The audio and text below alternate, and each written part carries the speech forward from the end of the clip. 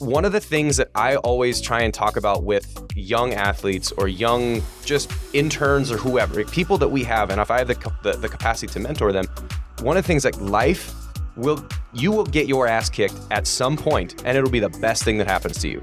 And I remember the specific instances that happened to me. So you were mentioning that hard-headed stuff. It was that I thought I knew what was going on, and then life is going to kick you in the ass.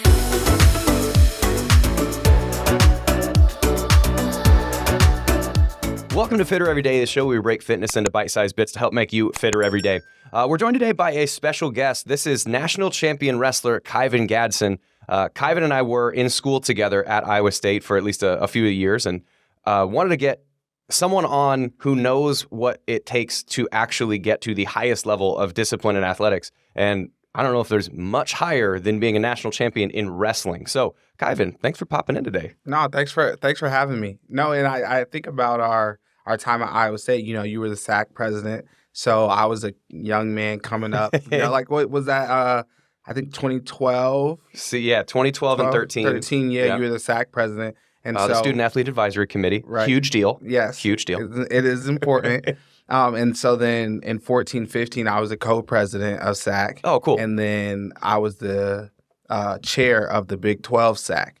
So like I learned a lot from you, just maybe not like verbally. We had a few different conversations and things like that, and just watching you carry things out in terms of your playing career and just being a all-around student athlete, but then just watching as you transition and things like that. You know, you learn a lot from high performers, and it's not always through their words. So I appreciate your example. Yeah, well, thank you. I mean, that was SAC was one of those things that I think for me, I got into it because a roommate of mine, Ryan Gent, was on SAC, and it was one of those things that I'm always a big proponent of doing something as opposed to talking about doing something. And that's what SAC is kind of for, is it's the kind of the outreach wing of student athletes. So it allows the athletes themselves, instead of a coach coming in and saying, hey, we're going to go volunteer at a food bank, it's the Student Athlete Advisory Committee, which then gets together and says, hey, what do we want to do? And then it allows you to actually put it together, because there is some decent amount of name recognition that you guys have, or that they had at a time.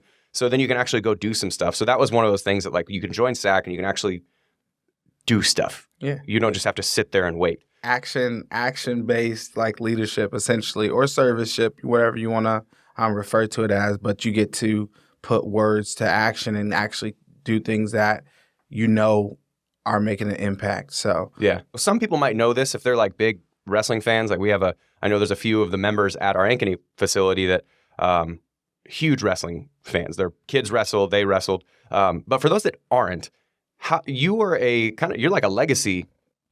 You're a legacy wrestler. So your dad was a stud back in the day. And so was that a thing that you always knew that you wanted to do just growing up, or how did you get into wrestling and then to Iowa State? Well, it wasn't just my dad, my uncle as well. So like my uncle, Uncle Charlie was an All-American at Iowa State.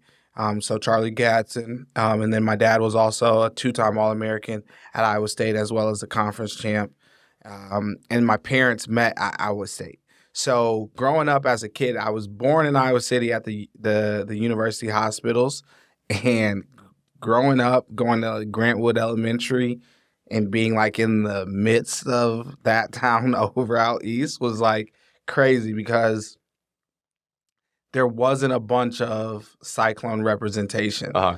And I even went to the Hawkeye Kids Club as a kid, and that was run at the time by Pablo Ubasa, who now has like a kids club down in the Des Moines area as well as the Iowa City area. But I knew for sure that I wanted to go wrestle at Iowa State, because at that time, Kale was coming through and Joe Heskett was there, and they were winning. You know, like Joe Heskett was, I think, a 3-time NCAA finalist. He was a 1-time champ. He just went into the Iowa State Hall of Fame, and Kale Sanderson was potentially the greatest wrestler to ever wrestle. Right? Yeah, you know, especially he's definitely the greatest folk style wrestler. 159-0 is unmatched. You know, and so with 4 national titles, so like that's what I saw, and I got to go to dual meets at Carver Hawkeye, and watch Iowa State win there. And so I was around it a good amount just because I think of my dad's letter winner ties. And so I, as a kid, was like, I want to do this. Like I want to go there and carry that out and see what that's going to be like. And when Kale left in 2009, it was just like, what just happened? Like it was just like, it was a shock to the system. Yeah. And so when you were in recruiting, so like that sort of happened to me, but I wasn't near the same legacy level. So I got recruited by one staff. That staff leaves. So I got recruited by the Chiswick staff. That staff bounces. And then you got to try and make a whole relationship with a new staff. Was that sort of how your recruiting process happened? Is that you were sort of in the recruiting process with Kale's staff, and then when he left, did you have to start a new set of relationships with that new group?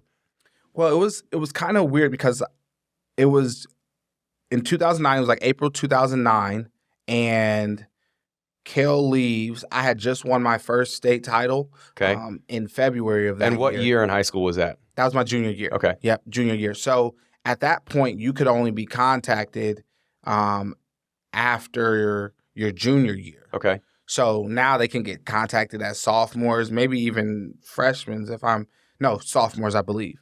And so Kale leaves, and I'm like, all right, well, what's going to happen? They hire Kyven Gadsen. And so that relationship was always there in terms of like my dad always had a relationship with Kevin. He also had a relationship with Kale. Because were your dad and or uncle on the team? Because Kyven Gadsen was a Olympic gold medalist in '92, and so he wrestled at Iowa State before that. Mm-hmm. Were they on the same team together? No. So my dad and uncle were in the 70s. Okay. And Kyven Gadsen was in the 80s. Okay. So I think a year, 87. Okay. 87 was his lone collegiate year at Iowa State, and he was NCAA runner-up that year. Okay. You get contacted. Kale bounces. You get contacted after your junior year by the Jackson staff. How does that? Did it take some like vision building for them to say like, hey, here's how we see you?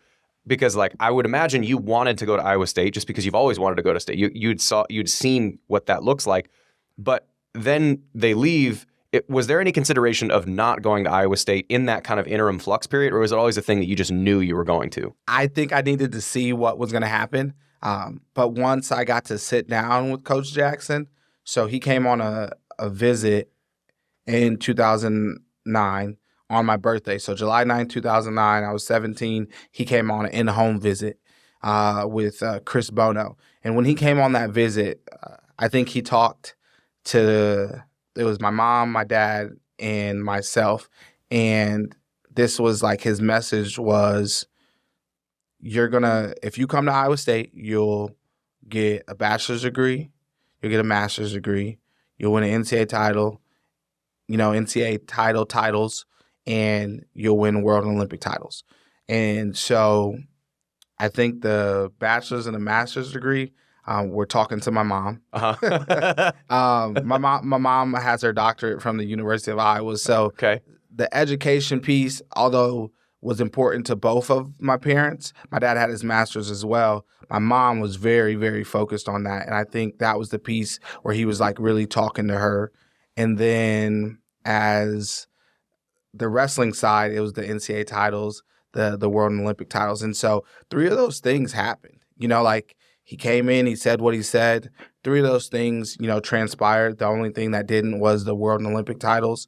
And so I am truly happy with the decision that I made to go to Iowa State and wrestle for Coach Jackson and carry out that legacy. Well, one of the things that I wanted to ask about too, so this is Fitter Every Day. The show is literally about kind of fitness and exercise, but it's also sort of about how to transition the discipline that exists in other arenas. Because we've had doctors on, we've had a pastor on, we've had financial people on. And so how do you then translate the discipline that goes in there?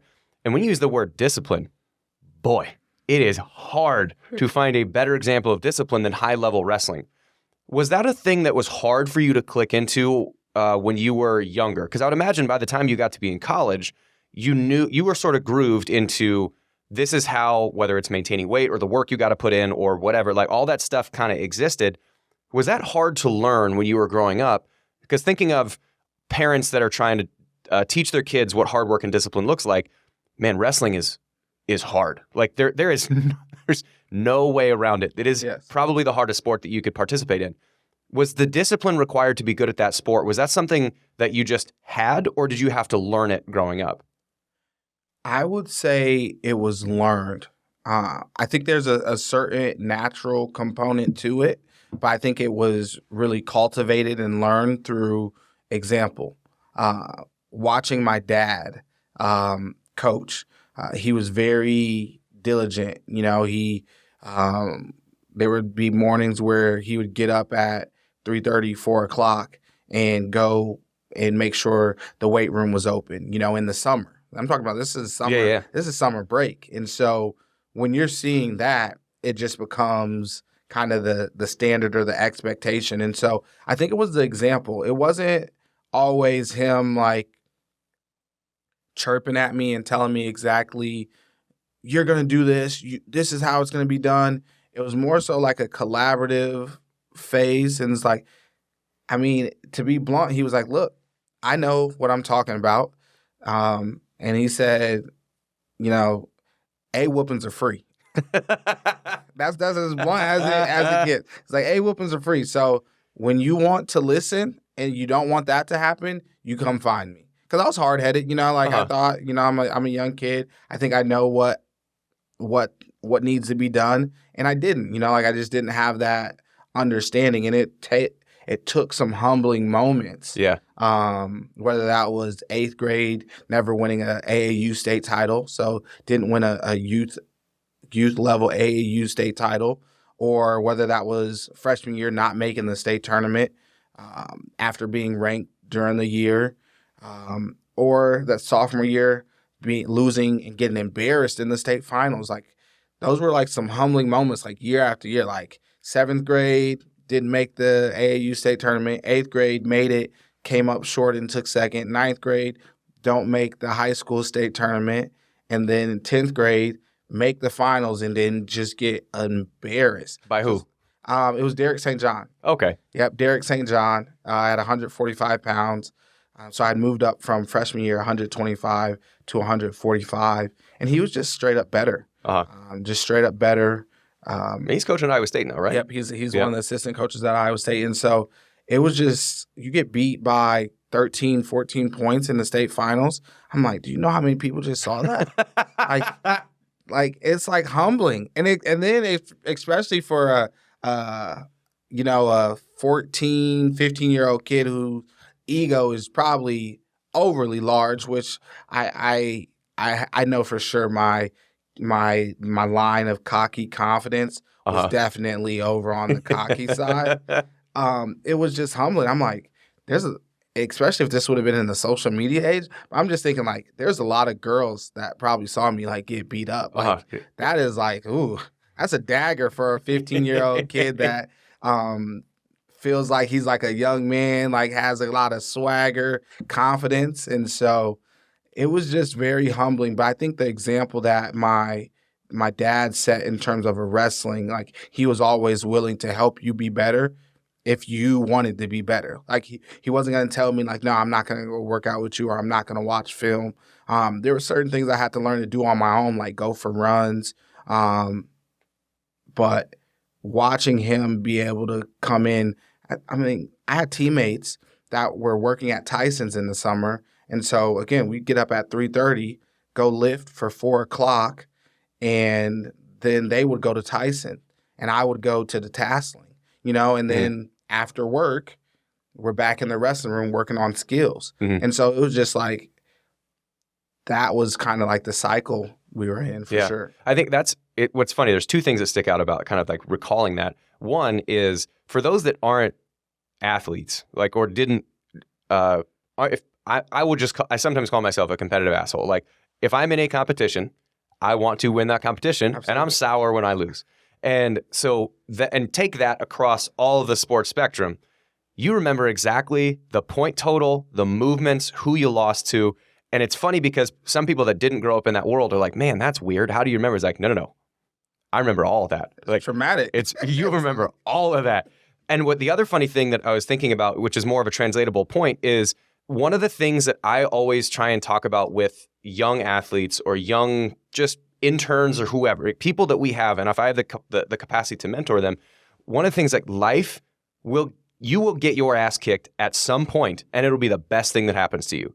And I remember the specific instances that happened to me. So you were mentioning that hard-headed stuff, is that I thought I knew what was going on, and then life is going to kick you in the ass. It doesn't matter if it's going to be like, oh, you made you made it to the point where you're 37 and you make an investment, that investment goes wrong. You had the confidence, you thought you were overconfident in that thing. Or for athletics, that's the great thing about it, is because there's such an objective win-loss. There's an objective success-failure. For me, when I got to Iowa State, I was a running back that played running back. Like I didn't block. Like, come on. Yeah. I'm going to get the ball 35 times in high school. Right. And I didn't have to block. And so I was thinking, like, I know how to do this. And first camp that I ever went to, I'm trying to do things the way that, like, I'm not listening. Like, Coach Pope was my running backs coach. Still love Coach Pope. And when we were in our first blitz pickup drill, the people that were the starting linebackers then were Jesse Smith, who was a state champion wrestler at Southeast Polk and all Big 12 linebacker.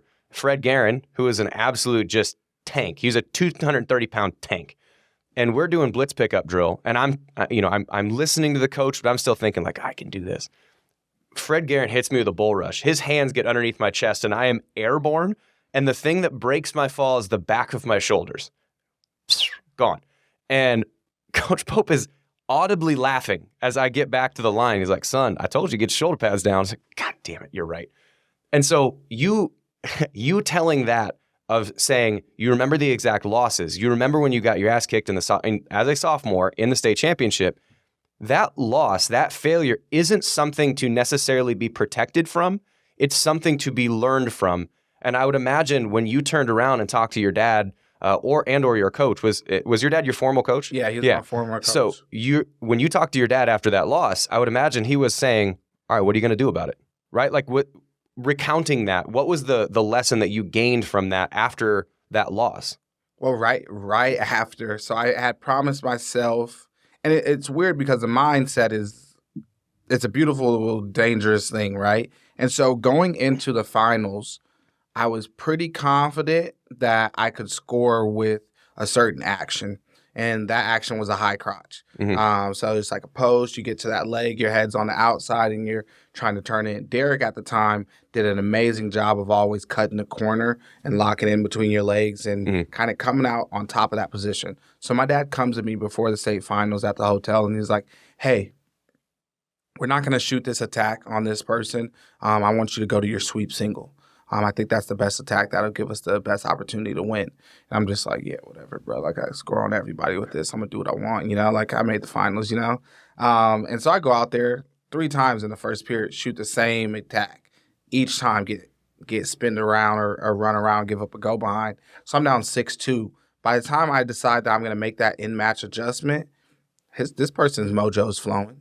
Mm-hmm. Right. And I had told myself before the match that I wasn't going to cry if I won or lost. Like, I wasn't here last year. And when I walked off that mat and it was like disappointment, embarrassment, all these feelings. And I was just like, I looked at my dad and I was like, I will do whatever you tell me to do from now on, as long as that never happens to me again. Like, I cannot feel like this. And he was like, all right, let's get to work. And that next month, we had a national tournament up at the Unidome in Cedar Falls. I had never won a high-level national tournament. And so moved up to 152 pounds, won that, which was the first time that I got to win. And it was like things started to pick up because I was now naturally I had a certain level of gift. And I always worked hard. Like, I worked hard. But my ability to receive criticism constructively, to listen and be coachable wasn't at the level of a high-level elite athlete yet. And so it was like those humbling moments right after that last state finals loss that it was like, I'll do what you tell me to do as long as I don't have to feel like that. And I never felt like that again while he was coaching me. And I think that was just because of that, collaboration and just those humbling moments. Yeah, and that's, if you're an athlete listening to this, like that is just absolute gold. If you just rewind that and listen to it again, because there's a difference between working hard. Like everybody's always, hey, rise and grind. I'm putting that work in. Mm-hmm. Great. No days off, right? Like, yeah. Congratulations, awesome. Everybody else is doing the same thing, but if your brain is such that you think the only way to do something is to just continually work harder and harder and harder at that.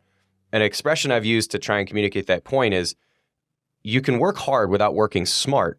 And if there's a screw that's sitting out, you got a wood wall, and there's a screw that's sitting out of the wood wall, you can take a hammer to it as much as you possibly want, just swing it, and just spend a day and a half trying to pound that screw in with a hammer until you're wise enough to take the advice of the carpenter next to you and saying, hey, here you go, here's a drill. Is it true? Use the right thing, dum-dum. And so until you're able to receive that advice and put your own ego aside, saying like, oh, I'm working hard, why is this not working? Probably because you're not doing the right thing. Yeah. And so that kind of collaboration that you were saying with your dad is just like being able to receive coaching. That is a huge skill. And the more receptive you are, the more it just like supercharges your ability to get better. So let's fast forward from high school into college. Did you have any of those moments in college of kind of getting checked and like, welcome to the next step or welcome to the next level? Or did you come in with that same mindset of, all right, let me learn from all these mistakes and not necessarily count them as losses? Ooh. I think early on, like I was doing really well when I got to college. I mean, my first practice was, so I was coming in off an injury. So I had tore my labrum in my shoulder. So got that fixed. Dr. Wolf in Iowa City did that. And then coming in, I was coming in compromised, right? So I think the better thing in my mind would have been to take a gray shirt year, just get yourself healthy without the stress, pressure of academics, all these other things. Just get yourself healthy, kind of take a year to grow, mature, and you're going to be fine. But we came straight in, and my first live wrestling practice was with John Reeder. Now, you were at school with John, and John was a 3-time All-American. He was an NCAA champ in 2011. So I'm coming in the summer of 2010, and that year I watched John win in 2011 in March. And so my first live practice was with John Reeder. And, oh my goodness. Welcome to the show, son. Like, I was 2 weight classes bigger. So no, I was a 184 pounder. So at that time, I only had 2 tournaments at 184. But I'm like, oh, I can wrestle with this dude. You know what I mean? Like, I'm just coming, again, mindset, like, I'm ready. I'm here, you know? Mm-hmm. And my dad had always told me, he was like, hey, it might take an adjustment for you to get used to college a little bit. But you're like, nah, I got this. Yeah, like, I'm like, yeah, man. Whatever. Yeah, sit down. I got this. And so it's a 45-minute grind match, which a grind match is just 45 minutes straight live wrestling. Which, and I'm going to pause that story there. If you've never done this, don't. It is one of the hardest things. Imagine if, for those that are exercise nuts, that, you know, whether you're a CrossFitter, all right, we're going to put a bar on your back. It's going to be 135 pounds. And I'm going to have you hold half a quarter squat, just a quarter squat for 45 straight minutes. That's basically what a grind match feels like. So anyway. Yeah. Or that bar is laying on you and cross-facing you with the leg in and trying to rip your face off and put you on your back, right? Like the squat is part of it, but then the other part is this person is trying to turn you, put you on your back. And I left that practice like, because John went, I think 38-0 that year, won NCAAs. Might have been taken down once in that season. And I'm like, I called my dad. I'm like, yo, like, I don't know if this is for me. I just went 45 minutes and didn't score. And it was like, he was real calm. And he was like, hey, you know, like, those things happen. Like, it'll be all right. What I need you to do is go back and get focused for the next practice. Like, just keep showing up type mentality. And I'm like, all right, I can do that. And I think it was the next day I wrestled John again, but this time it was a 7-minute match. It was just a regular 7-minute match. And in that 7-minute match, Um, I lost, but it was like 9-5 or 9-6, something. Like he still beat me up, controlled me. I got a reversal, and I might have got one takedown and some escapes. But it was like, oh, like you can wrestle. Like you haven't forgot how to wrestle. Like you still know how to wrestle. Your toughness, right? Like your ability to deal with a grown man like that's coming to get you has to catch up. And so that was like an eye opener for me. But then like injuries kind of hampered things initially outside of that. But like that was like a really big eye opener that first practice with John Reeder was like, yo, there's levels. And you ain't to this one yet. But at least you got to see what the bar is. You know, Yes. you got to see that it is possible for a human to do that. You know, like a human in this room that I am interacting with, it is possible for someone to get to that bar. And then you go, oh, okay. All it takes is then I have to then work in the same way at the same level that he does. And if I do that, then I can get what he's got. But I've got to make sure that I try and match that. And so I would imagine it was nice. Like that would have been one of the best things to have is having that, again, getting your ass kicked and then going, all right, I'm going to do what he does. I'm going to work like he does to get to the level that he's at. So how many years, because were you a starter right away or were you backup or alternate for some of the like tournaments and stuff when you were younger? So it's like different now, but right away I wrestled in the Cyclone Open and I won the Cyclone Open. I beat the maybe 8th ranked guy in the nation at the time. And so I'm like telling Coach Jackson, I'm like, pull the red shirt, like let's go. Like because again, like I'll be training right as long. And could you in those open tournaments, those didn't count towards a red shirt, right? Okay.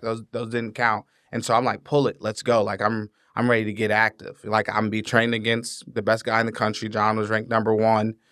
So like me getting beat up in practice is gonna make it look like whatever is happening out here is essentially easy because nobody's wrestling like this at that weight, you know? And so it was just like, let's go. But my body was not holding up. The shoulder started aggravating again. I fractured my wrist. And so we basically just put myself on hold going into the spring of 11 just to get ready for like some freestyle stuff. And then I tore my other shoulder doing the freestyle stuff. So my first, from 2010 to 2012 was like brutal for me as a young man in terms of not being able to see myself develop the craft that I had worked so hard at. And it was just like, it felt like something that was out of my control. Mm-hmm. So like, I really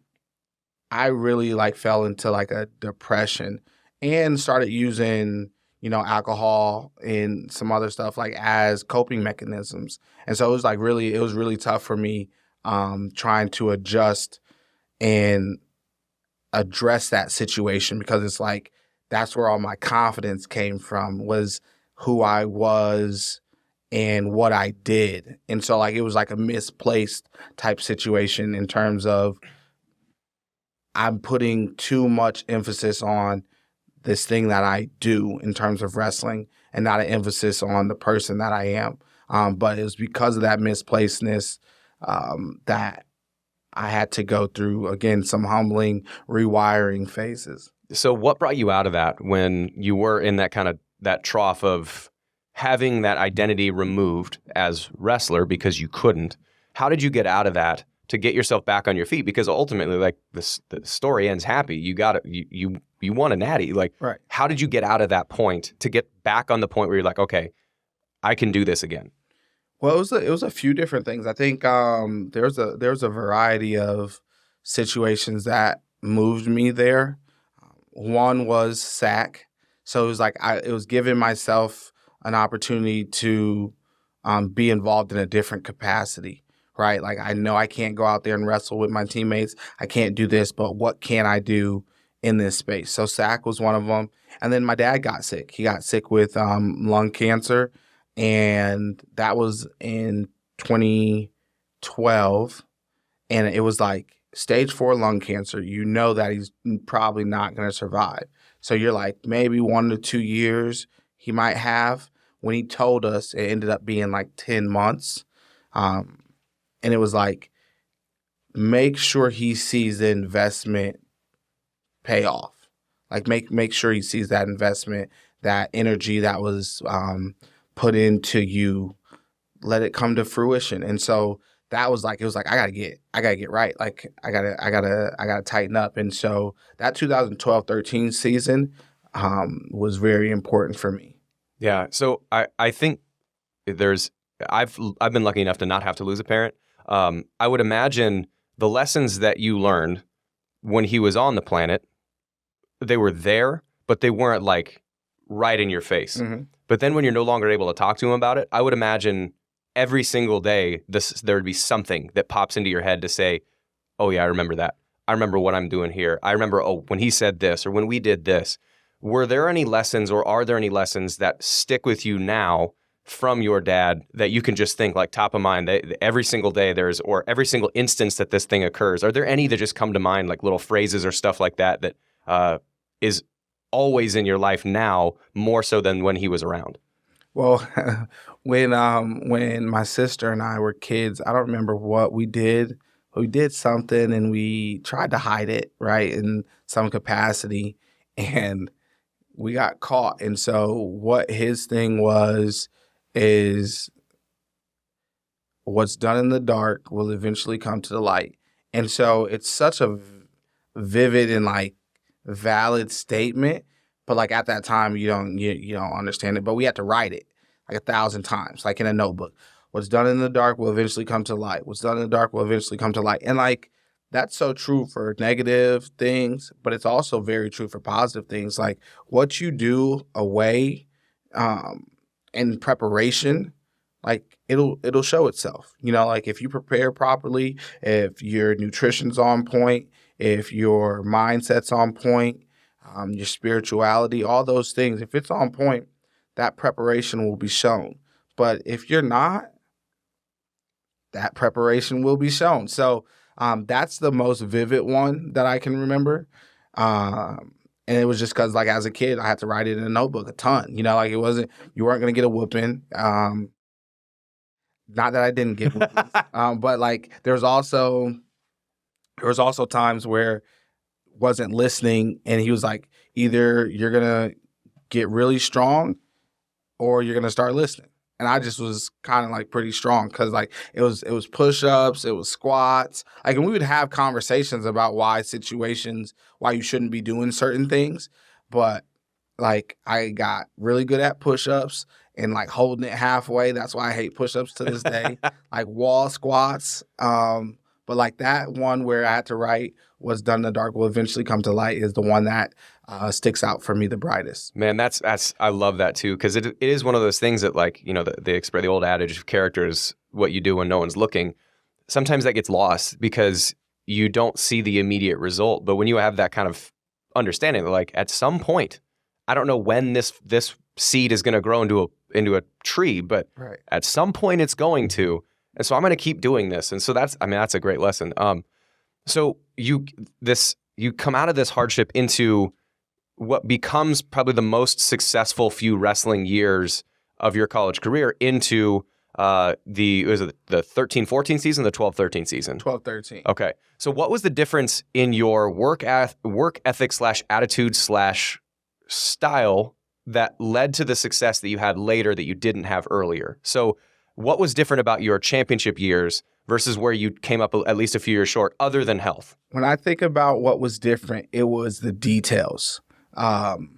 Obviously, like health-wise, 2013, I was pretty healthy, but I was also dealing with my dad being sick, right?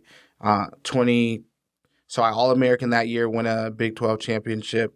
Like, it's good, but you come up short, right? So going into my junior year, 2013-14, I'm healthy, but mentally and emotionally, like I'm not present. Like something feels like it's missing for me, and I wasn't taking care of, I think, the mental health aspect of myself. And so then like 2014-15, I really took like a big gamble. And I talked with Coach Jackson, and I was like, hey, like, I just need to not wrestle all summer, right? Like, I'm not in love with this sport right now. I need to figure out why that is, because I know deep down, like, I love this sport. I love the craft of it. I love the competitive nature, but the result we're getting isn't conducive to where I'm supposed to be at.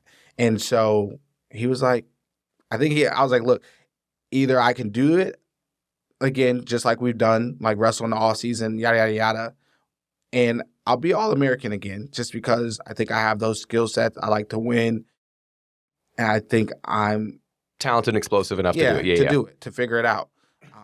But I was like, I think the difference will be if you give me this opportunity to really like deep dive inside myself and really figure some things out, the skill and everything will be there, but then the mentality will be there too. And so we took the summer off from wrestling. I lifted, ate, and just kind of got big and strong, and really deep dived into like my mental and my heart, and like, why do you love wrestling? What is it about wrestling that you love? Really diving into like emotional intelligence and just the awareness of myself, so that if something did happen during the season, which something always happens, you get banged up, you lose, something negative is going to happen. But like, how do you respond to that? And that's where I really focused on and like created kind of like my mantra, which was like the be rare. Was like be relentless in pursuit of this goal of being a national champ. Be aggressive, intelligently aggressive. If you're intelligently aggressive, you'll be fine. Be resilient when things go wrong. Respond accordingly. And then be electric or energetic. Like, bring positive energy. Be present. Be someone that people want to watch. And if you do that, you'll execute and you'll be rare. Like, only 10 guys get to win a Division I national title every single year. And if you do those 4 things, you will have an opportunity to win. Now, it doesn't guarantee that you'll win, but you'll be at peace with what happens. Yeah, you'll be able to control the book on your own. The book won't be slammed on you. You'll be able to shut it. And whether or not that last chapter says champion, or whether that last chapter says All-American, or whether that last chapter says qualifier or nothing, your effort then is you're writing and closing the book yourself with that effort. Yeah. So what I'm curious, because I remember I wrestle growing up, and I'm a fan of it and kind of pop in and out, especially when I kind of like have some awareness of it. Dude, I remember when I was watching your national championship run, that was some of the most fun wrestling to watch, because you weren't always in situations that are like dominant, controlling situation all the time. But when you did find an opportunity, like I'm just thinking of the title match that you had, where did that move come from? Because it wasn't like, to my knowledge, that move didn't exist until you did it. So where did that come from? And was that a creativity? And so for those that aren't watching, like, just pause the video and just go watch like Kyven Gadsen National Championship. Like, it's such a sick move. Was that something you practiced? Was that something you just felt in the moment? Because I would imagine that resiliency you're talking about, you weren't in like a perfect match position for that entire match in order to get that result. Where did that move come from? And was it just like a free-flowing creative in the moment? Did you practice that? Did Coach Jackson allow you to have that freedom to do it? Like, where did that come from, the ability and confidence to take a brand new move into the national championship match against a guy who he was a returning national title, wasn't he? No. Okay. So he had won the junior world championships the year before. Okay, so that's what it was. He was quality. He had spent the year out at the old Olympic Training Center the year before in the accelerated athlete program there. So he wasn't a national champ, but he was a very, very high caliber. So where did that freedom and comfort come from? And where did that move come from? Yeah. Well, Coach Jackson brought that to us, and it's called a Polish. Okay. Initially, it's called a Polish. I renamed it and tried to make it to Gadson. But like he showed that to us, and it was just like, I was like, oh, this is kind of unique. This is a situation that actually shows up pretty often. So I'd hit it probably 10 times during the season, like at random different times, and had pinned a guy at the NCAA tournament with it. So it was on film, but I knew had a very like real confidence that this position was going to show up. So like if you go back and watch the match, like I'm trying to get to the 2-on-1 often. Like I'm posting, hitting, checking, doing 2-on-1s and kind of letting the wrist go off the 2-on-1 so that person comes into the underhook. And so I was talking to another teammate of mine, Jerome Ward and Nate Carr. Nate Carr's Jr. is the head coach now at Davidson down in North Carolina. And he was like, do you know like what your plan is for the finals? I was like, oh, we're gonna pin him. We're gonna pin him, Like, and it was just like the one match that we had wrestled before then was a 3-2 match, and we wrestled that at the Cliff Keen, Las Vegas, which is like early December. So like a month in the season. And we wrestled, I beat him 3-2, but we got into some of those positions, and he got really confident in those positions. And so like that data or feedback from then let me know that if we ever wrestled again, this was something that I could use. And he's going to try and get to those positions because he felt confident in those positions in the previous match. Yeah. And so like when he takes his shot and I pull him up off that shot and he comes straight into an underhook. In wrestling, we're taught that a underhook is a dominant position. And if done right, it really is. And so he comes off that leg, but I'm controlling his other arm. And so it was just like, it was like, go. Like in the video, you can hear Coach Jackson like, go get it, go get it, go get it. Because he saw it too. Because like we had just done it so many times. I think I had like 13 pins that season, and probably over half of them came from that action, which is like it's Polish, but it's also a judo action too. It's because it's a trip. Like it's a trip and a throw at the same time, which I would imagine if you are a high level wrestler, getting tossed does not happen. Doesn't happen often. And so when you get, like, there's got to be at least a little bit of panic that, like, even if you are an experienced wrestler, for that guy that you're wrestling, when his momentum starts to completely switch, I would imagine there's a bit of, oh, shit. Like, there is some type of panic that happens in that move. And I would imagine that's part of the effectiveness, is that you just come from shot, retie, gone. Like, that whole thing happens in, like, 2 seconds. So, yeah, I can imagine being the guy on the other side of that being like, where did this come from? Yeah. Okay, so also that ice cream comment, A+, man. A+. I appreciate that.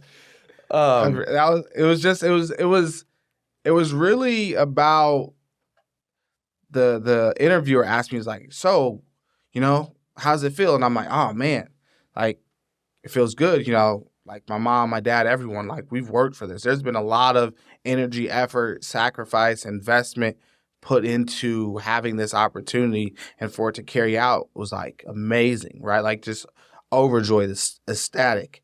And then he asked me like again, and then the whole narrative around me had been like, oh, your dad died, like you kind of got to win for your dad. And my junior year, I tried. My sophomore year, I tried. And it was just too much. Like, I had never wrestled for him.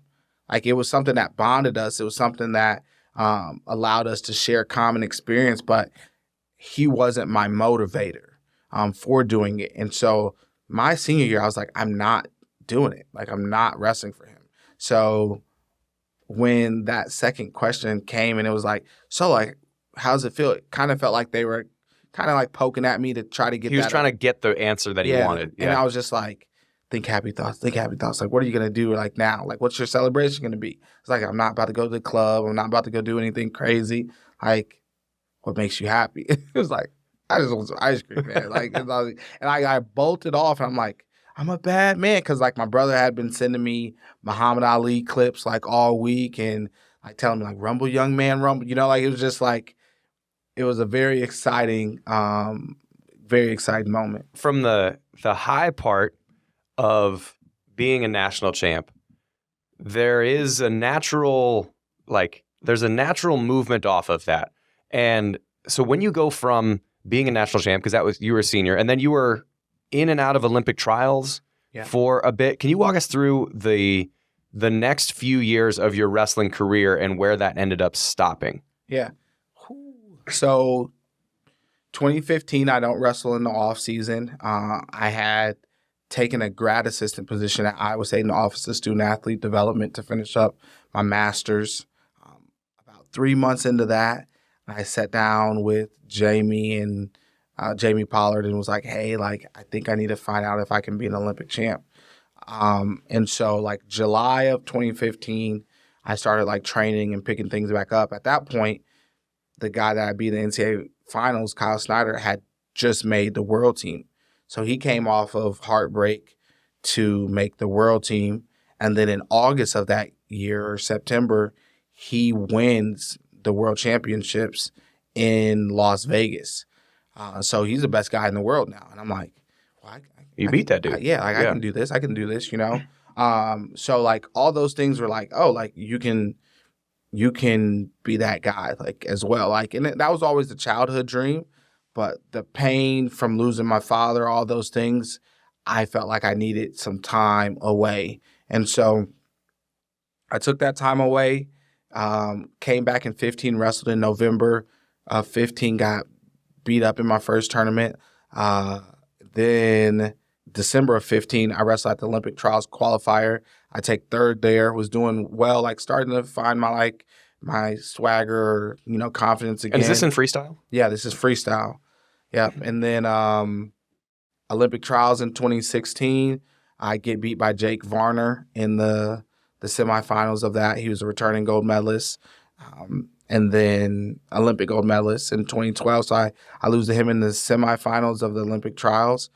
And then the next year, 2017, I wrestle Kyle Snyder in the World Team Trials Finals. I lose to him in 2 straight matches.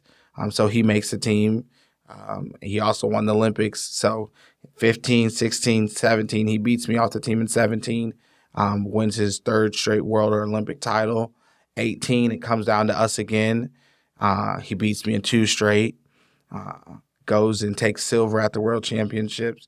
19, me and him again, left to make the United States World Team. He beats me again in 2 straight, and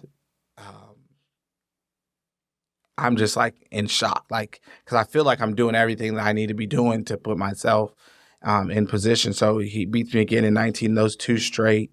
So I was a world team alternate for those 3 years, 17, 18, 19. And then going into 2020, made some adjustments or corrections that I felt like were going to be, you know, necessary to overcome the hurdle. And then, boom, pandemic hits.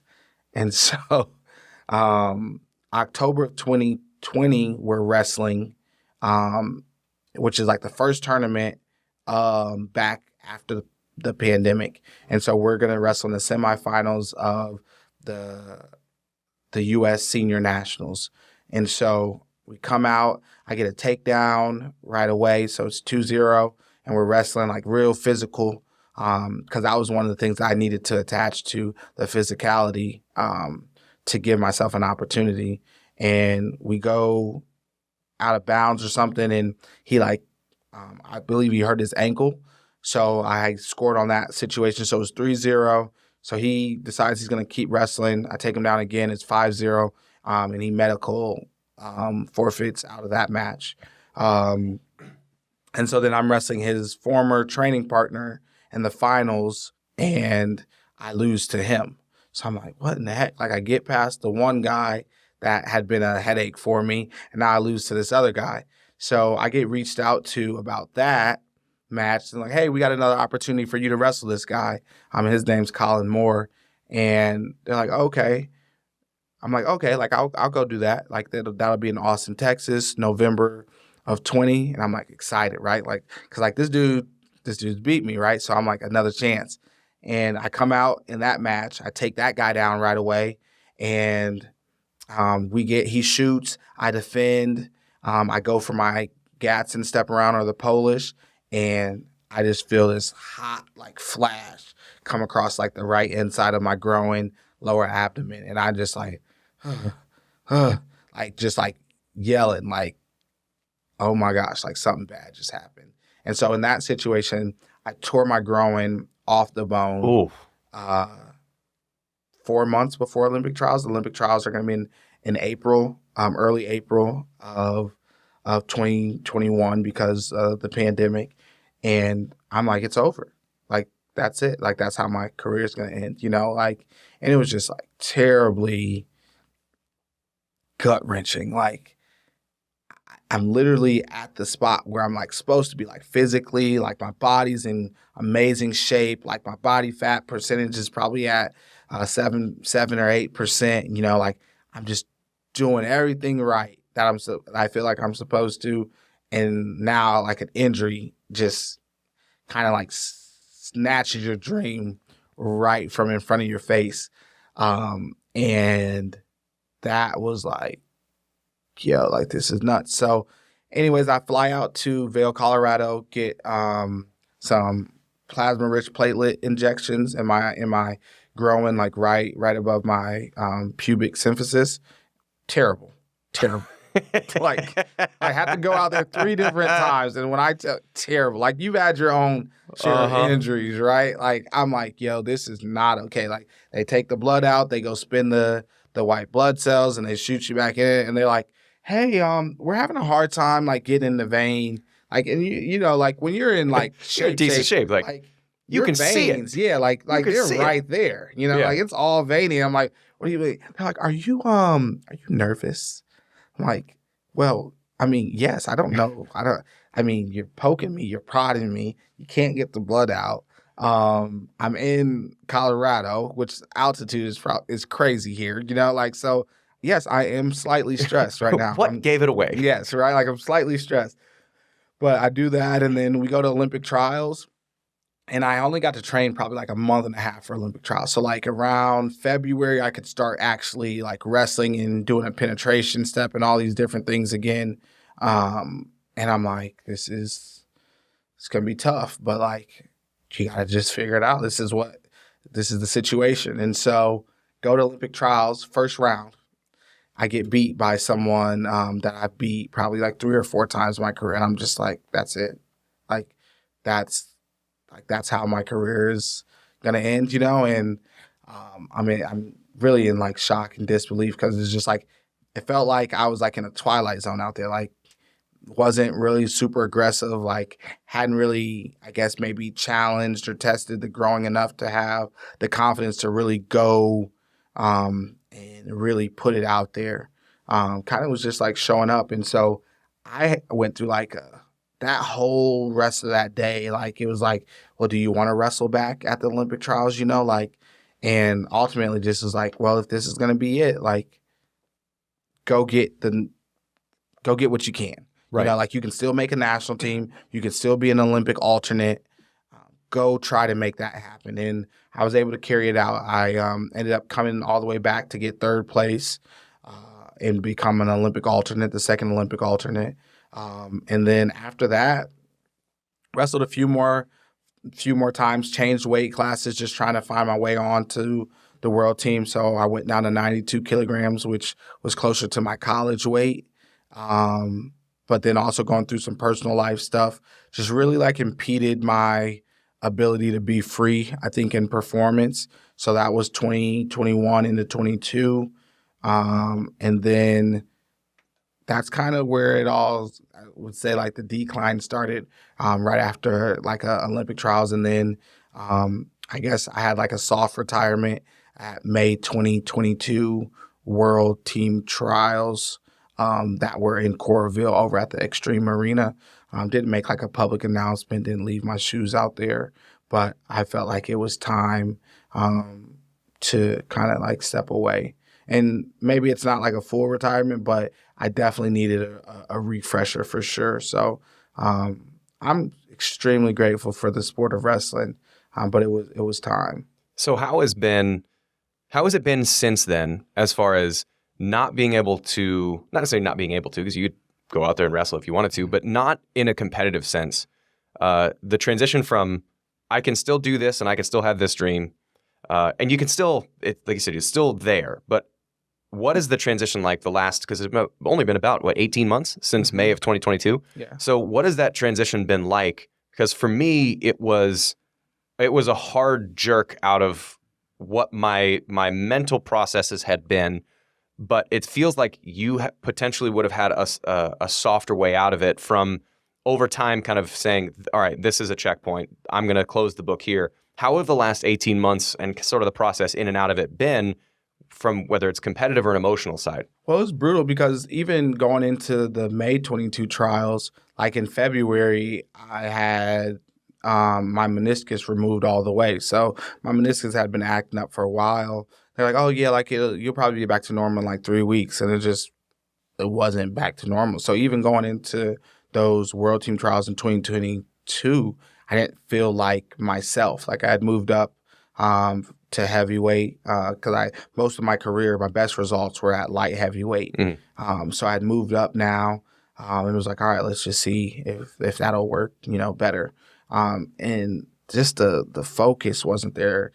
We talked about discipline earlier, like the discipline and the details weren't like dialed in, so it was tough making that transition. Like that whole year I was working in the Office of Student Athlete Letter Winner Engagement full-time as well, like as an associate, and doing the training on top of that. So it was like something had to, be sacrificed, right? And for me, it was the wrestling at that point, like just didn't have that same energy. And I always remember watching guys and like guys like you knew like as a kid, and you would see them either go on to college and be wrestling and their energy wasn't the same as it was when they were in high school. And I would always wonder, I'm like, Dad, like what's going on with this person? Like why aren't they like, like locked in or whatever? And I always told myself like I wouldn't be one of those guys. Like if that starts happening, I might have maybe a couple competitions like that, but like I'm not going to stick around, even though like you're good enough maybe to stick around, but it doesn't do justice your career or the workload that you've put together. Right. And so like I was like, I'm not going to do that to myself. So that's why I had to step away. But the adjustment was difficult because I was like, I'm not doing anything. Like I didn't cut weight my whole life. Like I'm not working out. I'm not eating a salad. I'm not eating anything green. I'm just going to do what I want. I want to, like, if I want to have a drink, because I hadn't had a drink in 7.5 years, like, if I want to have a drink, I'm going to have a drink. If I want to go eat a burger, I'm going to go eat a burger. If I want to eat a whole carton of ice cream, I'm going to do it. And it was probably like December-ish where I was like, yo, like, it's kind of hard to put on my socks. Like it's kind of hard to put on my socks. Like, and it was just like, this isn't okay. Like, and this isn't you. Like what's made you as a person is your ability to do more or do extra or do things intelligently. Like this isn't intelligent. Like you just letting yourself go isn't intelligent. So it was like, all right, you got to find something else. You got to find a different outlet, whether that's coaching, picking up jujitsu and mixed martial arts. Like it was like, you got to find something else, whether it's just learning a new skill to keep yourself active, because otherwise you're heading on a hard decline. Yeah. Like a hard decline. And that's not something I want for myself. And I don't think that would be a good example for like my daughter either, And so it was just like, you're gonna have to tighten things down. Yeah. I think his last couple questions that I was kind of asking, because it feels like there are a few people who could relate to this, and that's not to say like, look how good I am, but in the sense that there are only a few people who have such a public thing happen. So for me, so a little context for this. So the 2011 Oklahoma State game, that was like legendary. To this day, it's still what people recognize me the most for. And so when I got done playing, and so I was at Sally Spoke, was 2-time All-State, several sports, and then went to Iowa State and was like the belle of the ball. Like everybody, whether you're in Altoona or whether you're in Ames, everybody's like 32, whatever. Yeah, hey, what. And so I got done, and you'd go back to these alumni events. You go, and I still like doing the broadcasting stuff. It's genuinely fun, and I feel like I'm getting better at it. And so when I would do that, and you'd walk by, and someone would say like, "Oh, Oklahoma State man, I was there," or whatever.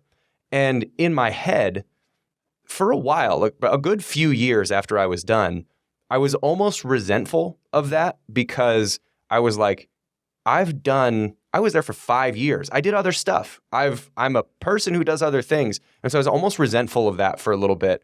But my relationship to that kind of thought process, it switched when I was, when you're interacting with people and you realize that like the association that person has with you, even if it's from only one moment, is a positive one. And not many people can have that opportunity. So initially, I was resentful of that thing that I did more than that. You only know me from that thing, so I was almost resentful of that thing. Yes. But now with space, I'm really appreciative of the opportunity to have that happen. I don't know if your relationship with that national title and that ice cream comment, because that's where if you're a casual wrestling fan, they only know you from that. They don't know the Olympic trial stuff. They don't know the high school stuff. Is your relationship to that moment and that thing, has it always been healthy, or was it a thing that you kind of had like I did, where it was like you had to come to grips with the fact that people are going to boil you down to that moment and that moment only, and you got to understand that? Like, has that been a thing that is just me, or is that something that you had as well? No, I think I still revisit it, because even like after the ice cream comment, like, so going into right after Olympic trials, I was like, all right, I'm gonna make the team. I'm gonna, move forward. I have like my own ice cream now, championship Kyven dough at the ISU Creamery. Pick up yours today. And so it was honestly wild, like how many people just like, yo, have you gotten your ice cream yet? And I'm just like, like we're like 8 years deep, like we're 8 years deep. Yes, I've had ice cream, and so it was weird, but then kind of like you said, like understanding like that was a moment that people like really enjoyed, like it brought them like joy. They were happy, like the way it was for me, like, or even like an Iowa State fan. Men's basketball lost that weekend to UAB. Ooh, right? That was a bad weekend. So they had just won the Big 12 championship. Coming off that, then they lose to UAB. The women's team lost. So at that point, wrestling is your opportunity, right, to have something to celebrate, right? And it was like, all right, like just understanding that and appreciating that people enjoyed that time. Like that was a good moment for them. And but I do occasionally like have those feelings, but then I try to reset myself and just receive it and be grateful, because there's a lot of people, again, like you said, that don't get to ever experience that. Like Israel Adesanya, he was talking about it, like after his last fight, he's like, I pray that you get to experience, a moment that makes you this happy. And there was so much failure and heartbreak and pain that led up to this one moment where I got to like be like, I did it. We did it. Like, this is amazing, right? Like we get to celebrate this. And it's like, we have those moments like consistently, whether it's, you're a parent and you're raising your kid and they're getting in trouble, or they're deemed this or that, and then you get to watch them grow into their person, and they have one of those moments. Like coaches, coaches have a tough job. Teachers have a tough job, because over like half the time it's failure. It's like mostly failure. Yeah. There's only one champ in any division. You know what I mean? And it's like, it's not that failure is a bad thing. And so like accepting failure and using it, like I think Giannis talked about, he said there's no failure. I don't agree with that exact statement, that there is no failure. Like, no, failure is very consistent. Is a season of failure? No, we failed to win the championship. That is what it is. Now that was part of our steps to get back to our championship, success. And so I try to, the kids that I coach and work with, I try to get them, we call it failure zone. Like, get to the failure zone, fail at something. This is a new skill, fail at it, learn at it, grow at it, and be okay with feeling those feelings, because it was failure that does lead you to that success. So yeah, and that, I mean, it's kind of cool just to think about, like, You know, you mentioned it. I hope that you have the chance to feel the joy that I feel or that I felt. And knowing that I was able to give that to other people, now it's really cool. Like whenever someone's like, oh, Oklahoma State, I'm like, hey, what's up, man? Yeah. Like I'm always now because, you know, again, recognizing that that's not an indictment or saying that it's not minimizing me to that moment. It's letting them know how much that moment meant to them. Right. And so, yeah, that's a thing that like I'm much better at it now than I was when I was like 25. Yeah. And like I was at that game too. And the only reason I was at that game is because my shoulder was torn.